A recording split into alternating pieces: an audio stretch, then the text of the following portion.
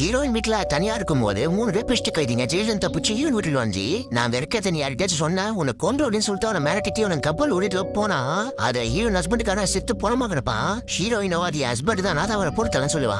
அப்பதான் அவரோட காலின் வெளியில சொன்னியது ஹீரோயின் போய் பார்த்தா பக்கத்துக்கு அண்ணா வந்திருப்பான். அவன் பாட்டுக்கு அப்படியே உள்ள நுழைஞ்சி நானும் உனக்கு ஒரு ஹஸ்பண்ட் மாதிரி தான் சொல்லிட்டு ஹீரோனிட்ட பயமா வந்துட்டு இருப்பான். உடனே எங்க இருந்து கிளம்பியான்னு சொல்லிட்டு ஹீரோனை வெட்டி விட்டுட்டு இப்ப ஹீரோ அந்த கைதிகிட்ட போயிட்டு இந்த பாய் டிஸ்போஸ் பண்ணா நீ தான் ஹெல்ப் பண்ணு சொல்லுவான். ஃபர்ஸ்ட் நீ ஏன் உன் ஹஸ்பண்ட கொன்னுன்ற சொல்லுமான்னு கேட்க அப்பதான் ஹீரோயின் தனக்கு என்ன ஆச்சுன்றத சொல்ல ஆரம்பிக்கிறான். ராகுல் இந்தியாலேயே ஃபேமஸான ஒரு ஃபிலிம் மேக்கரா இருப்பான். ஹீரோ நார்ஃபேஜ்லாம் சின்ன வயசுல வந்து வருவான். இவன் ஒரு ஆட்ட விபத்துல இருந்து காப்பாத்திடுவா. அப்ப ராகுலுக்கு ஹீரோனை பார்த்து ரொம்ப குச்சி போயிட்டு இருக்கும். சோ அவருக்கு ஆர்ட் மேஜிக்கு 50 லட்சம் டொனேஷன் கொடுத்து எனக்கு இந்த பொண்ணு ரொம்ப குச்சி போயிடுது கட்டி கொடுன்னு கேட்பான்.